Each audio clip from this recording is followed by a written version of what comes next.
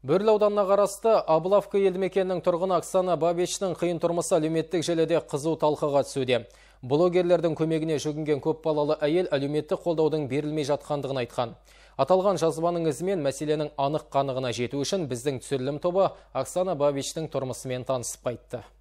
6 баланың анасы Оксана Бабич бұл ауылға осыдан 3 жыл бұрын қоныс аударған. Бұған дейін Орал қаласы маңындағы саяжайда тұрып келген бұл отбасы 2 жылдан бері осы ауылдың бұрынғы тұрғыны Алена Фролова берген үйде тегін тұрып жатыр. 6 баланың үлкені колледж студенті болса, 2 баласы мектеп оқушылары, 3-і әзірше үйде. Дети растут же, знаете, а здесь никаких условий нету вообще. Менің 5 жасар ұлым мүгедек. Диагнозы жоғары ернінің таңдайдың туа біткен жырықтығы. Бір сөзбен айтқанда қоян жырық. Мен жергілікті дәрігерлерден тексерістен өтіп, балама ота жасау үшін мамандардың кеңесіне жүгіндім. Олар маған баланың әлі кішкентай екендігін, отаның 6 сағатқа созылатындығын айтып, бұл мәселені кейінге қалдырды.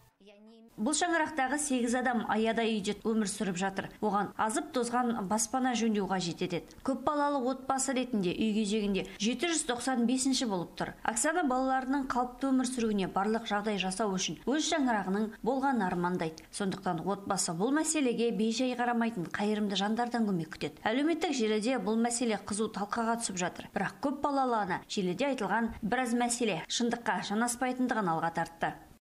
Я вот обратилась за помощью. Менде бірақ қана мақсат болды. Ол өз басымда баспанамның болғанын қалаймын. Өйткені менің 6 балам бар. Олардың болашағын жасап, алға қарай ұмтылуым керек. Маған азық-түліктің де, киім-кешектің де қажеті жоқ. Менің балаларға алып отырған жәрдемақым, анамның зейнетақысы отбасымызға жетеді. Мен блогер Тимур Дархановқа да осы себеппен хабарластым. Маған баспана керек. Сондықтан мен барша халықтан көмек сұраймын. Мүмкін мейірімді жандар менің жағдайымды түсініп, баспана алып берер.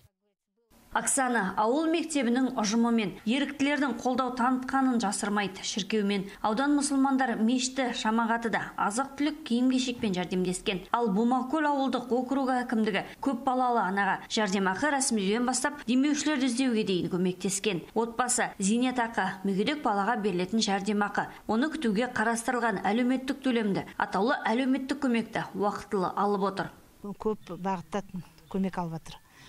Өте ақшалай да, киімде де, тамақтай да барлық көмектесіп жатыр. Бірақ соның барлығын жоққа шығарып тұрғандары өкінішті. Негізі өте көмек көрсетіледі. Үй тегін беріліп отыр. Үйге ешқандай ақша төлемейді бұл кісі. Тек қана таза өмір сүруге осы үйде. Коммуналдық қызметті ғана төлейді, болды. Негізі басқа ешқандай төлем төлеп отырған жоқ. Ауданда 240 отбасы 1 сәуірден бастап жаңа форматтағы атаулы әлеуметтік көмекті алатын болады. Бұл тізімнің ішінде Бабичтардың отбасы да бар. Жалпы бұл отбасы аудан аумағына көшіп келгелі мемлекет тарапынан берілетін балалар жәрдемақысы мен жылына 1 рет берілетін материалдық көмекті де алып тұрған.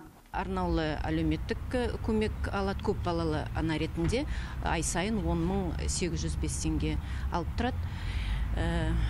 Баласында ол жәрдемақы, арнаулы жәрдемақы, спецгоспособие. Бір баласы мүгедектігі бар, 18 жылы мүгедектік берілген. Сол енді мүгедектігі бойынша 41.000 шамасында әлеуметтік көмек алып тұрады.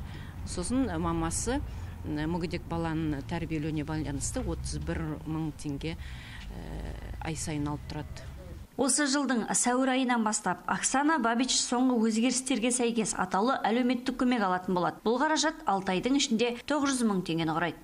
Айым Нұрғалиева, Александр Овчинник, Филимон Қазыбаев, Ақжайық арнасы.